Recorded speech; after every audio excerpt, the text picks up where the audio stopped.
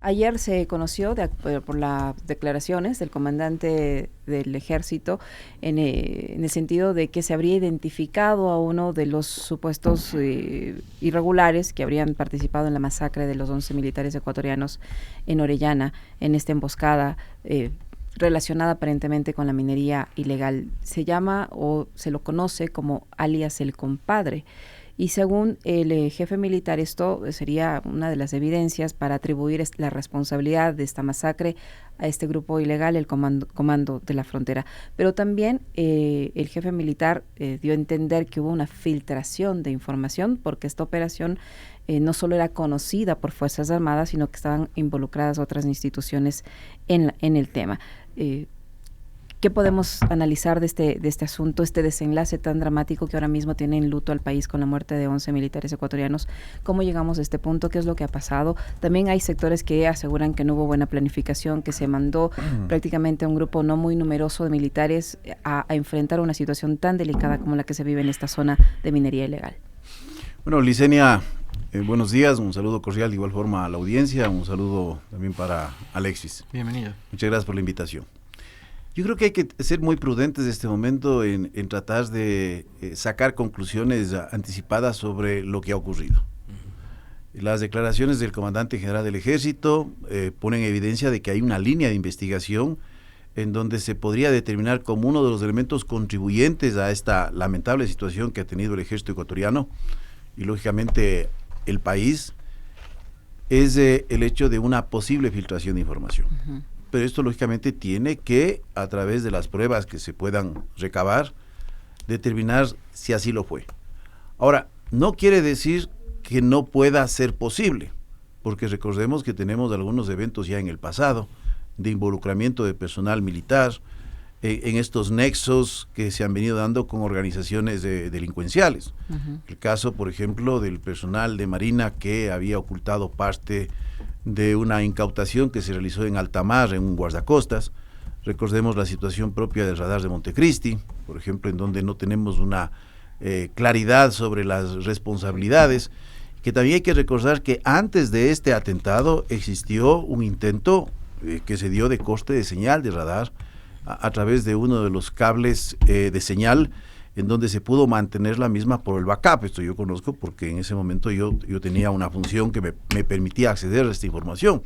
Pero nada de esto ha sido determinado con prolijidad.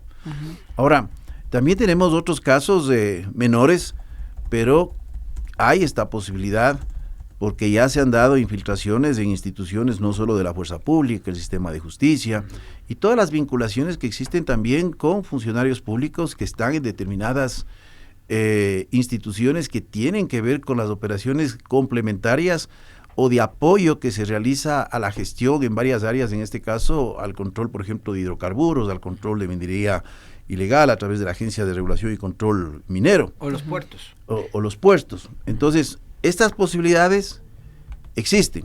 Lo importante es llegar a investigar. Ahora, si era la cantidad de efectivos los que se requerían o no se requerían, eso también tiene que haber una investigación de carácter operacional con la finalidad de mejorar los protocolos, mejorar los procedimientos, de establecer recomendaciones, pero serán las autoridades militares en la reserva que corresponde, porque esto yo creo que sí tiene que ser tratado con la reserva, en el caso de determinar si hubieron errores o fallas en los procedimientos tanto de planificación, de preparación y de ejecución de una operación. Pero sería muy irresponsable en este momento decir si existió o no existió. Yo creo que esto tiene que manejarse al interior de Fuerzas Armadas y en el caso, en cambio, de las filtraciones, una vez que se pueda conocer, colocar las respectivas denuncias con la finalidad de determinar también los niveles de responsabilidad que pudieron haber tenido o personal uniformado o personal que representa a estas instituciones a las cuales el ejército, en este caso en particular, brinda este apoyo a la gestión de instituciones del Estado. ¿Cómo está, general? Un gusto saludarle. Este acontecimiento, lo que sucedió el viernes anterior, pudo haber sido evitado. Es decir, siempre para desarrollar este tipo de operaciones, el ejército debe contar con informes de inteligencia, los lugares, conocerlos con precisión, etcétera. Y digo, pudo haber sido evitado la consecuencia como tal. cuando aparentemente, de lo que se sabe, habría existido este tipo de filtración? Porque hay, digamos, alguna información sobre el vuelo de un helicóptero y cómo esto alerta también al otro bando, etcétera. ¿Esto pudo haber sido evitado o no? Mire, con los elementos que tenemos de este momento de acceso en la opinión pública y en la información también pública que se da, es muy difícil el establecer y dar un juicio de valor. Hay que tomar en cuenta que hay varios aspectos que tienen que ver con el área de inteligencia que giran alrededor de una operación. Por un lado, lo que se conoce como inteligencia, que es la obtención de información para levantar una posibilidad de actuación de la amenaza. Esta posibilidad se conoce como cursos de acción del adversario, en donde se levanta la más probable, pero también se levantan otras alternativas que pueden ocurrir en un momento de una intervención en un sector. Dentro del área de inteligencia, esta primera que se llama inteligencia a sí mismo, hay una segunda que es la contrainteligencia, que es la actividad que tiene que realizarse con la finalidad de verificar de que las personas que van a participar en la operación sean idóneas, no haya existido fuga de información, y la tercera que se conoce como seguridad, en donde también está la seguridad de acceso de información, distribución de información. Entonces, aquí yo creo que hay que mejorar estos procedimientos de tal forma de que este tipo de operaciones, y le digo porque aquí cuando se habla de bloque de seguridad en el país, se ha utilizado de una forma marquetera. No hay bloque de seguridad. No, porque no es juntar al comandante de las Fuerzas Armadas y el jefe del comando conjunto con el comandante de policía, el ministro del Interior, el ministro de Defensa, y decir que es un bloque de seguridad. El bloque de seguridad en Colombia, y le digo porque yo estudié en Colombia, y tiene otra estructura. Es una subestructura que tiene niveles inclusive de compartimentación de información y de limitación de información hacia los canales superiores, y en los casos de pasar esta información a canales superiores se pasan a canales de decisión, con la finalidad de evitar que esta información pueda fugarse. Y de igual forma, la actuación, por ejemplo, de un bloque de seguridad en Colombia, cuando se va a hacer una operación, hay una concentración del personal, no tienen ellos acceso a medios telefónicos, a ningún tipo de contacto, inclusive los funcionarios civiles cuando tienen que participar elementos de la fiscalía, y de repente dicen, esta es la operación. En muchos de los casos, el diagrama del sector en donde se va a operar se entrega con nombres ficticios, y en el proceso ya de embarque y vuelo se conoce exactamente, conocen el terreno, conocen la situación, se les expone las amenazas que pueden estar sujetos, las condiciones geográficas que se va a operar, el tipo de vegetación, cuáles son los accidentes fluviales, todo lo que existe, y se ingresa de tal forma que usted limita al máximo la información. Uno de los primeros bloques de seguridad de los cuales sacó muchas lecciones, le digo, en las unidades especiales en Colombia, es el bloque que se estableció para la captura de Pablo Escobar. Entonces, aquí se utiliza el término bloque de seguridad, cuando bloques de seguridad son subestructuras dentro de una gran estructura, con compartimentación de información, con compartimentación de procesos decisionales, y con la participación de otras instituciones cuando se requiera de las mismas, y con una limitación de acceso a la información y de entrega completa de la información, inclusive previo ya al embarque para una operación.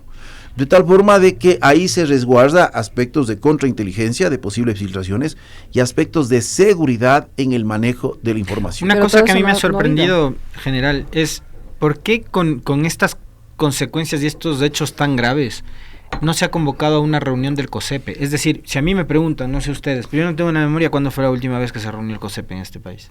¿Todavía existe? Bueno, es una buena pregunta si todavía existe. Mire, lastimosamente en el país la seguridad se ha manejado en estas ambivalencias de carácter político, y en donde se han hecho una serie de anuncios que debieron haber sido tratados en el COSEPE. El anuncio, por ejemplo, de las fuerzas especiales, que lo mencioné en su momento, y el tiempo me ha dado la razón, porque dije, muy bien, aquí se habla de fuerzas especiales. ¿Cuáles son esas fuerzas especiales? ¿Son boots on the ground, lo que dicen los americanos, botas en tierra?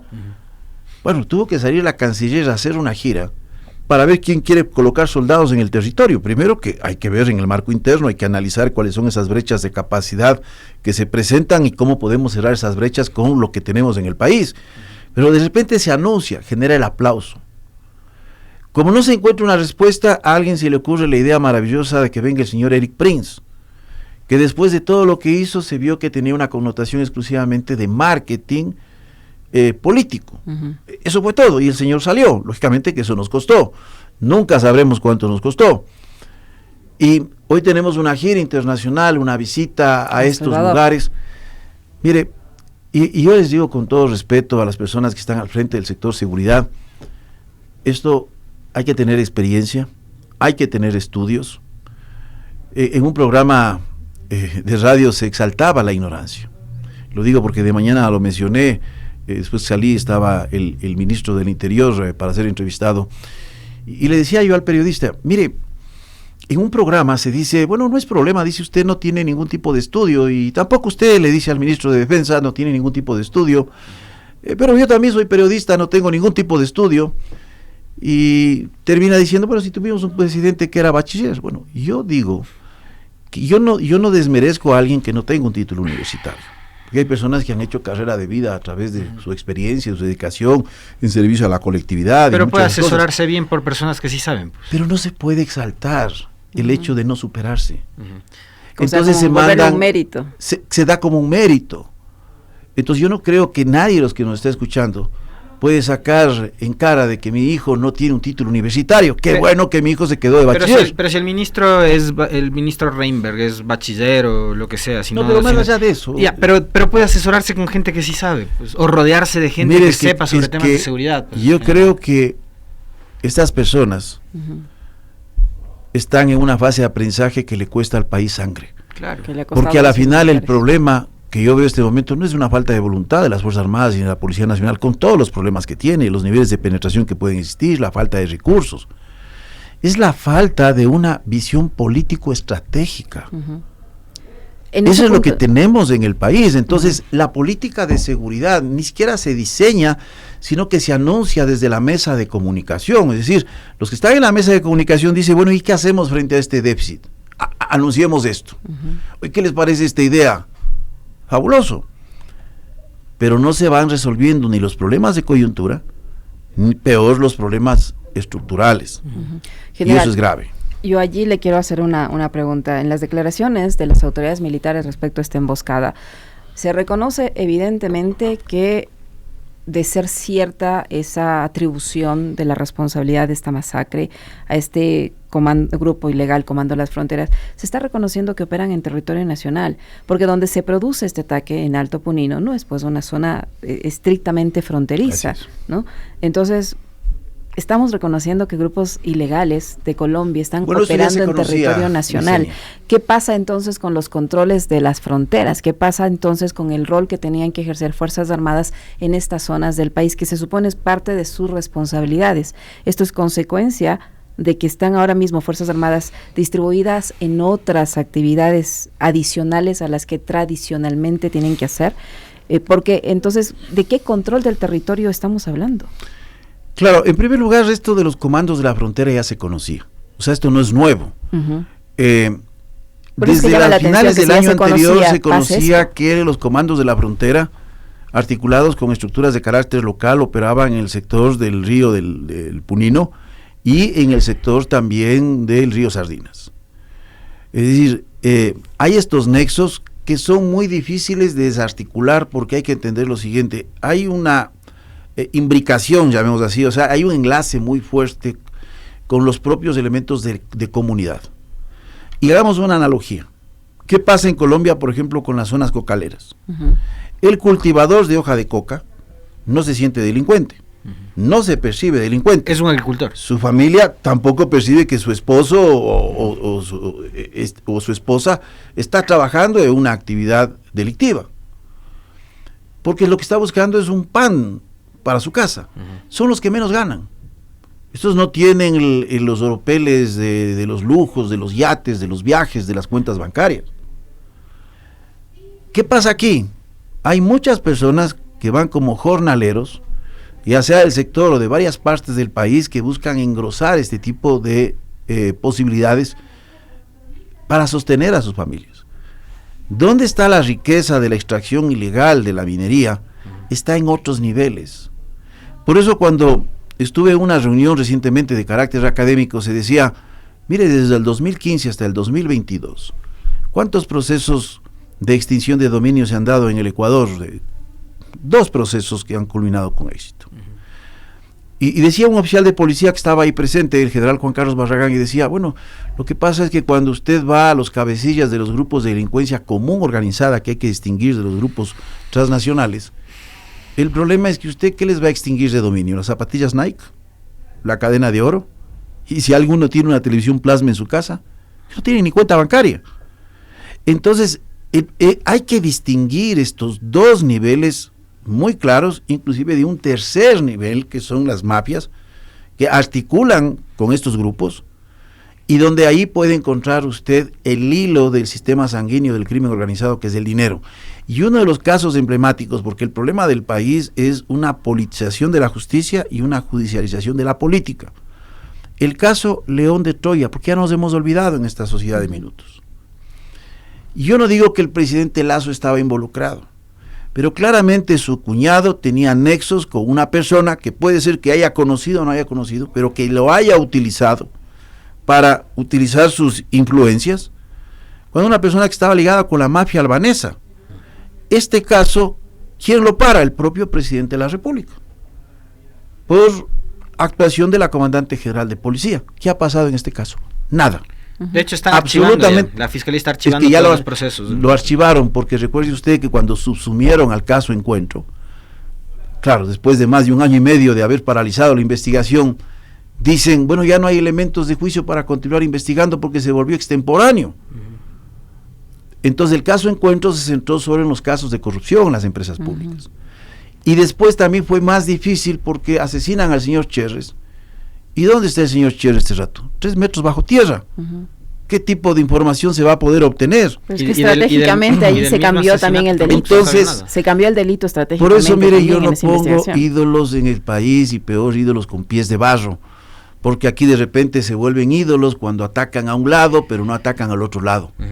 Por eso yo he hablado, por ejemplo, le digo por una experiencia que tuve, y ahora que les decía, yo quisiera un periodismo de tercera vía, porque así como se reclaman políticos de tercera vía, yo quisiera un periodismo de tercera vía, para que siempre se exponga las cosas con argumentos. ¿Cómo puede ser posible? Mire, y le voy a contar un caso personal, disculpe que aproveche este momento.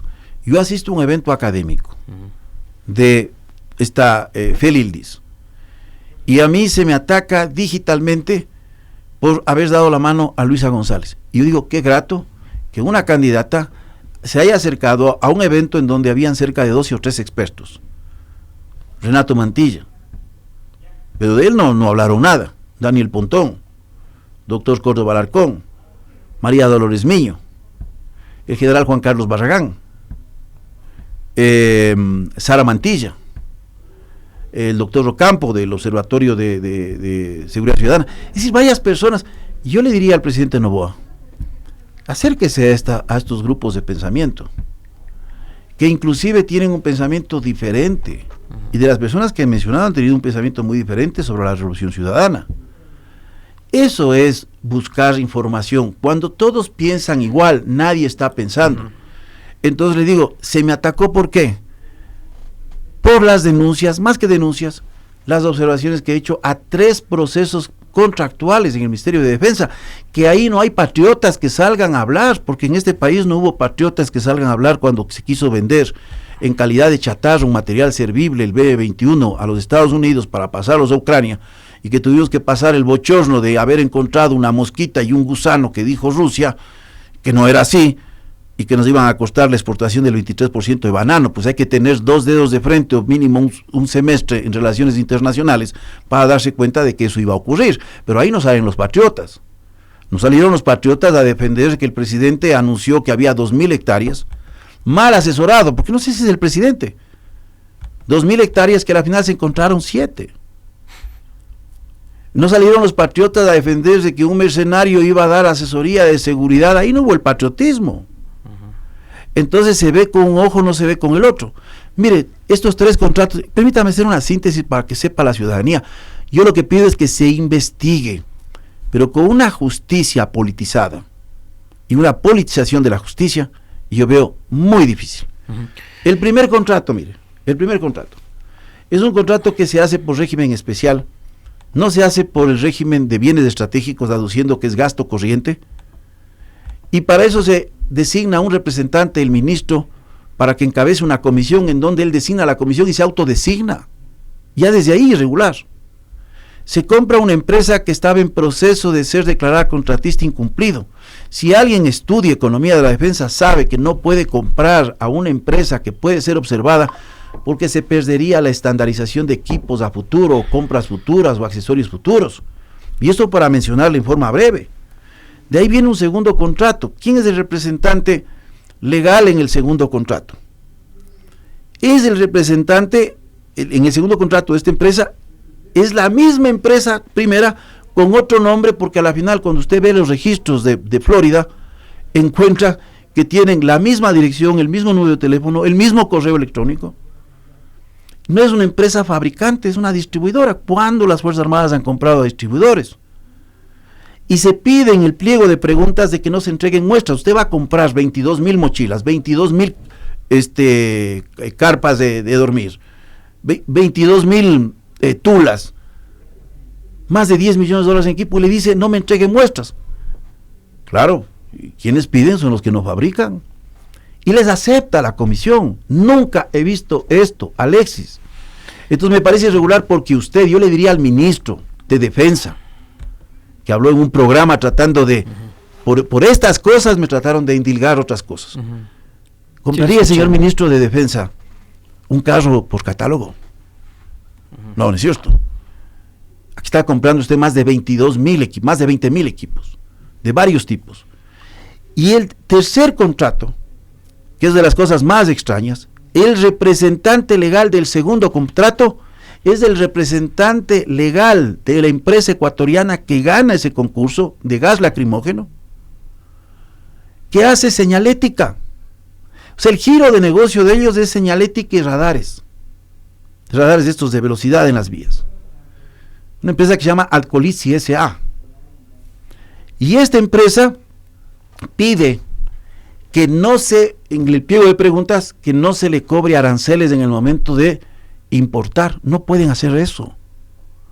Porque aquí se llenan la boca con el 226 de la Constitución, que un funcionario público solo puede hacer aquello que está mandado en la clase. Se llenan la boca y lo ponen en un informe contra el oficial que denunció el asunto de los chalecos. Pero en este caso, y yo le voy a poner el ejemplo para que me entienda la ciudadanía.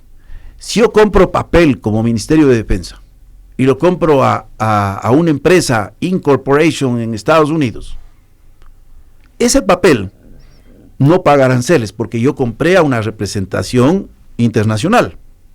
Pero si yo compro a una papelería, llámese aquí el tío Lulú, esa papelería que le vende papel al Estado, cuando importa el papel no puede decir no pago aranceles. La comisión le acepta. Y yo estoy señalando esto porque la Fiscalía General del Estado y la Contraloría deberán estar atrás de esto. Porque ya estamos anunciando la posibilidad de que no se está observando la ley. Cuando hay norma expresa en la Ley Orgánica del Sistema Nacional de Contratación Pública, hay norma por oficio del CERCOP que indica que no, que ya se observó esto y esto no se puede hacer. Entonces, mire, yo no le estoy diciendo que aquí hay corrupción. Yo estoy diciendo que aquí hay una serie de cosas que me llaman la atención. Y adivine quién da la garantía del gas lacrimógeno del tercer contrato. ¿Quién? High-End Defense Solution, la primera empresa que contrataron. La que le incumplió a la policía. Que incumplió a la policía. General. Entonces, lo que he pedido como ciudadano, porque aquí el patriotismo tiene bandera política. Entonces, a mí se me ha tratado de minimizar mi participación del caso de Fuerzas Especiales, del caso del señor Eric Prince, de estas denuncias por la asistencia a un evento académico en donde la gente, alguien me dice, General, es que la gente, es que hay idiotez, no hay idiotez, para falta de análisis. Para volver nuevamente al tema que estábamos, sobre el cual estábamos analizando con usted, que tiene que ver con lo sucedido ahora último en la zona de frontera. Nos quieren vender la idea de que ahora han ido a una gira y que esa gira ha sido súper exitosa. Entonces uno se pregunta, a ver, si se han reunido con el primer ministro de Israel, lo que sea, y antes también con los Estados Unidos tenemos firmados todos los acuerdos posibles y no han surtido efecto. y ahora también nos venden la idea de que con la visita de Lofredo y de Reinberg a El Salvador van a venir asesores de Bukele y habrá que informarse bien. Vean lo que están reportando los medios de El Salvador con respecto de la supuesta paz mafiosa, tanto que nos hablan de paz mafiosa, vean lo de la paz mafiosa en El Salvador. Y yo ahí sí quiero preguntarle si es que es viable adaptar modelos como el de El Salvador, de esta paz mafiosa, que tienes que sentarte a dialogar con los mafiosos, ¿no? Pero en este caso hay que establecer diferencias. Yo lo mencionaba el otro día en una entrevista, creo que con Catherine Herrera era, lo del Salvador era un problema de pandillas, lo del Ecuador es un problema de narcotráfico, y es un problema del narcotráfico además infiltrado en el Estado, pero incursionando en otros giros de negocios, pues, o sea, ya no es solo el narcotráfico en sí mismo, es la minería ilegal. Entonces, y para que la minería ilegal sea rentable para estos grupos delictivos, ellos tienen que estar en territorio, están ocupando territorio, y este es un territorio que no está controlado, ni vigilado, ni gobernado por el Estado ecuatoriano, está gobernado por ellos. O sea, si tienen la capacidad de meter maquinaria, enorme maquinaria, al territorio, quiere decir que nadie ni controla, ni vigila, ni nada, ni gobierna ese territorio. Entonces, por un lado, ¿es factible establecer un modelo como el de El Salvador acá en Ecuador, considerando que los problemas son diametralmente contrarios, opuestos, y claro, es mucho más grave lo que está pasando en Ecuador ahora, o no? Mire, tratemos de emplear algunos términos empresariales porque tenemos personas que están muy ligadas al sector privado en el gobierno.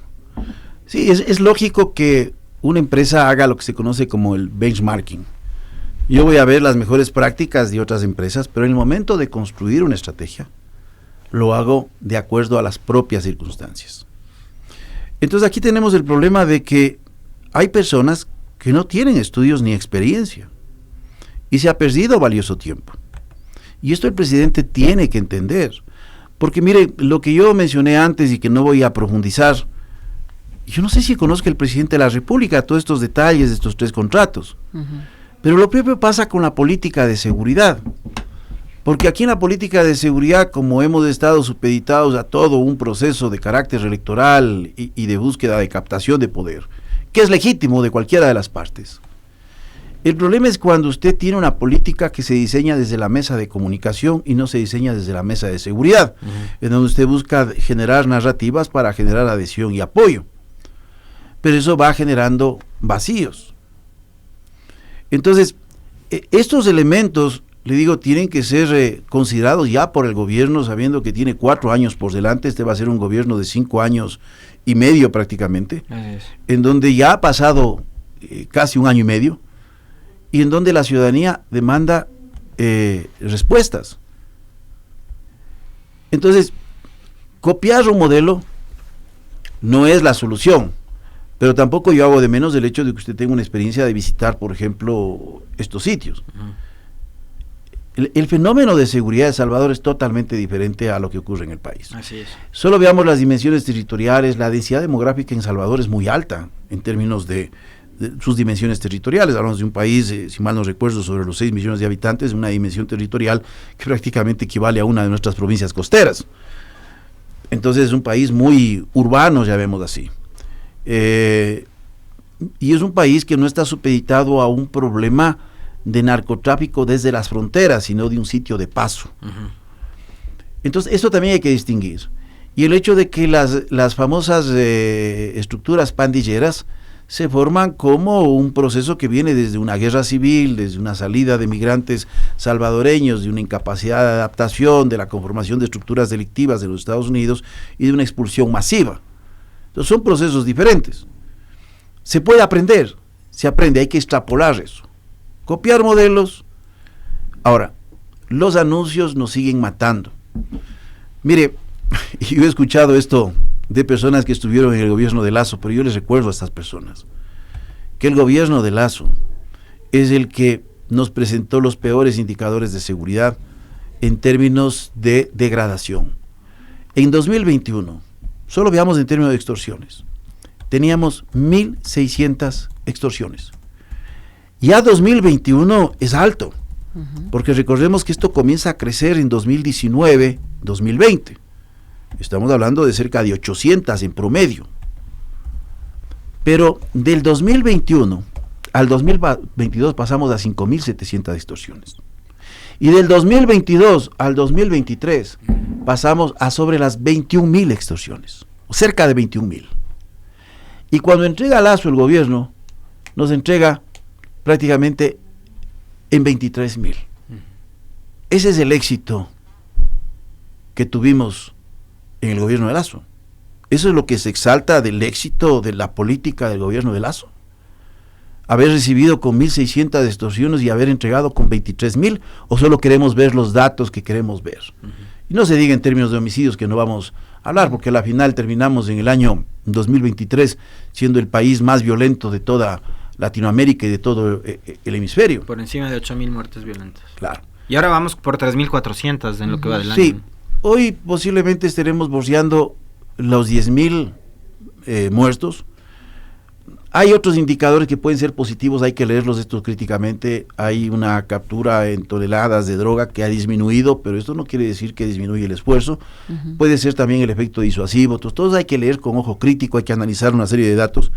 Pero en términos, por ejemplo, de secuestros, no va a haber una disminución. En extorsiones sí vamos a tener una disminución, porque si uno extrapola el dato del primer trimestre, uno puede decir, bueno, vamos a terminar posiblemente en 17.000, pero hay una tendencia a la baja. Entonces aquí se hace cálculos de proyección exponencial, en donde se puede llegar a determinar que posiblemente estaremos cerrando en alrededor de 15.000. Pero en términos de secuestros estaremos cerrando por bajo de los 2.000. Uno dice, bueno, eso es mucho. Sí, pues mucho, porque a la final del año anterior terminamos con 1.940 y posiblemente terminemos con menos. ¿Y en muertes porque hay violentas? Una tendencia, perdón. ¿Y en muertes violentas cuánto cree usted que podríamos tener? En muertes violentas yo creo que vamos a estar cercanos a los 10.000. No, es muy difícil, a lo menos cuando uno ve datos estacionales en momentos que se producen los picos, pero aquí se obedece a muchos factores. Por ejemplo, en delitos a la propiedad hoy tenemos ya un crecimiento. Hasta el primer trimestre teníamos un crecimiento del 3.88%. Pero lo que más llama la atención es que el crecimiento de robo a motos tiene un 27%. Entonces esto está muy ligado con la actividad de grupos de delincuencia organizada común, que difieren también de los grupos de delincuencia organizadas transnacional. Esto hay que diferenciar en su forma de tratamiento. Entonces yo digo que bueno sería que el presidente, por ejemplo, se reúna con esas personas que estuvimos en esta fundación. No porque los vaya a contratar, porque así es la mente reducida y pequeña que tienen las personas. Usted conversa con alguien, se lo va a contratar. Está trabajando para estas personas. Entonces, ese reduccionismo que tenemos, y yo digo, la miseria humana. Yo digo, vea, disculpe, me voy a hacer una propaganda personal, pero el día de ayer estuve en FM Mundo, no sé si será de derecha, de izquierda, me invitó el canal del Estado, estuve en Ecuador TV, posteriormente estuve en Caracol TV, y todo fue casi improvisado, y ayer en la tarde en Primera Plana, y disculpe que haga propaganda a otros, hoy de mañana estuve en La Poderosa, y tengo un programa después de Global Opinion que me invitaron.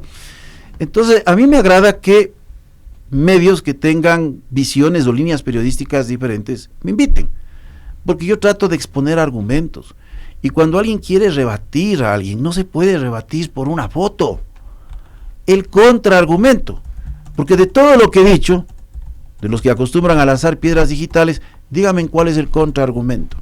¿Cuál es el contraargumento sobre Eric Prince? ¿Cuál es el contraargumento sobre las fuerzas especiales? ¿Cuál es el contraargumento sobre lo que estoy mencionando? Lo hago con profundo respeto, por ejemplo, a Fuerzas Armadas, porque digo, no, sí hubo filtración. Mire, yo no puedo decir.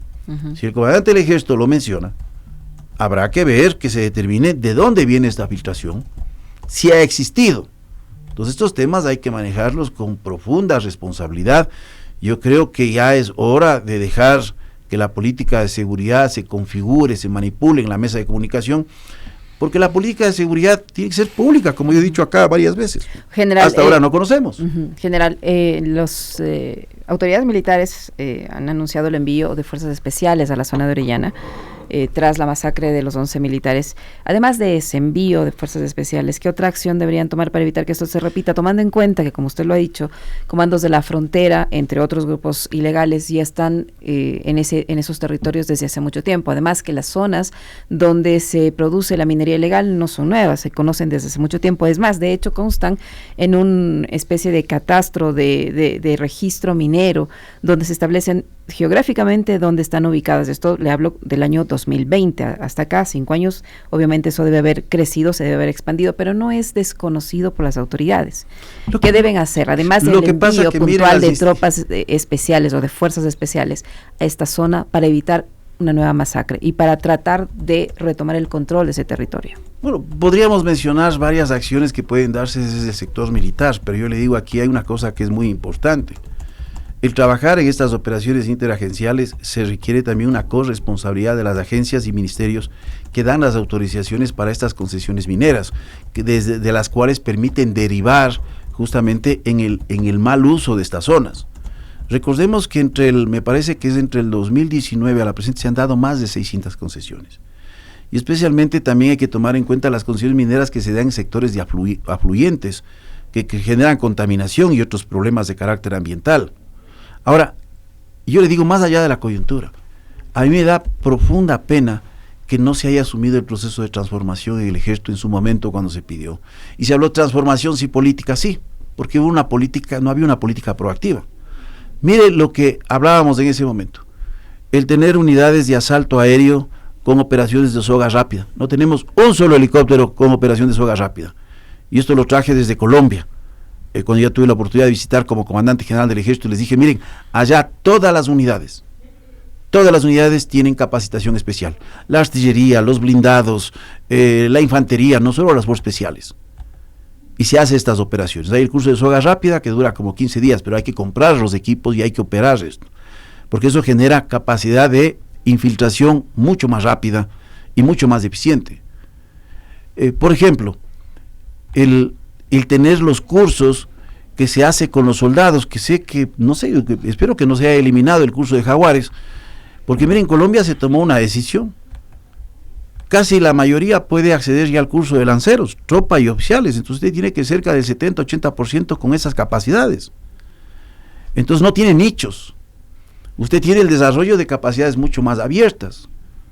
En la Brigada de Transportada de Colombia, que es inmenso, usted no se imagine, no tenemos una base de ese tamaño acá en el Ecuador. Tenemos varios mecanismos de cooperación, por ejemplo, con el ejército colombiano. Esos hay que profundizar. Hay que copiar lo bueno, hay que desechar aquello que puede ser cuestionable, hay que rechazar lo malo. Pero también hay que pensar que este problema no es un problema solo militar, no es un problema solo policial. Cuando le hablo de que hay imbricaciones con la población, es que muchas personas viven de esto. Es como que usted le diga al cocalero que le digo de Colombia, oye, no trabajes porque eres un criminal, no, discúlpame, yo con estos 300,000 pesos doy de comer a mi familia. Aquí pasa algo similar. Hay personas que están ligadas a hechos de violencia y hay otras personas, al ejercicio de violencia, otras personas que están ligadas a toda esta estructura alrededor. Porque yo recuerdo el tema de Buenos Aires. El tema de Buenos Aires se dio con complicidad del Estado. Cuando sobrevolé la zona... En el gobierno de Lenín Moreno. Sí, créame, que usted dice, pero esto se ve desde el satélite. O sea, eso no es que usted entraba... Eran dueños de la vía, pusieron peajes en la vía, estructuras delictivas. Porque como tenían que sacar material, y ellos daban el mantenimiento y bacheo, contrataban a gente para bachar la vía, la ciudad de plástico. La ciudad de plástico era mantenida por un ex militar que ejercía la seguridad que le decían el general, y él controlaba la seguridad desde los bares, desde las casas de prostitución que hubieron ahí, desde los servicios de alimentación. Es decir, es el Estado. ¿Cuál es el problema del crimen organizado en el país? La impunidad.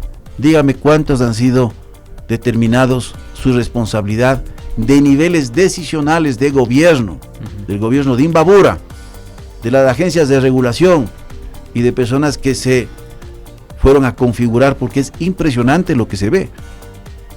Y lógicamente que la población local tuvo una simbiosis porque de repente tenía la tienda que vendía más, el servicio de alojamiento y una serie de situaciones. Estos son problemas altamente complejos. Yo espero que el Estado recurra justamente a personas que tengan una visión clara sobre este problema, que se reoriente el esfuerzo de las Fuerzas Armadas y que desarrolle las capacidades en una verdadera transformación con política, que quiere decir con decisión.